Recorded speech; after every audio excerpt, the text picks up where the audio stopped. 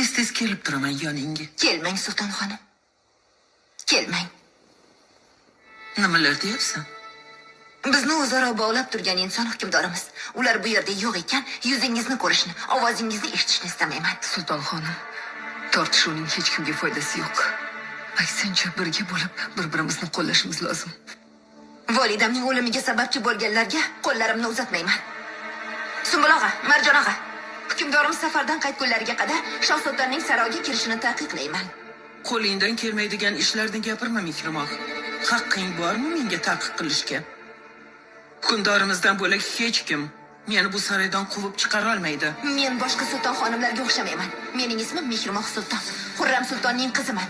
Sizni nafaqat saroydan, istasam poytaxtdan ham haydataman. Kim menga qarshilik qila oladi, chiqsin oldimga, ko'rib qo'yay. Sulton xonim, saroy qoidalari va taomillariga ko'ra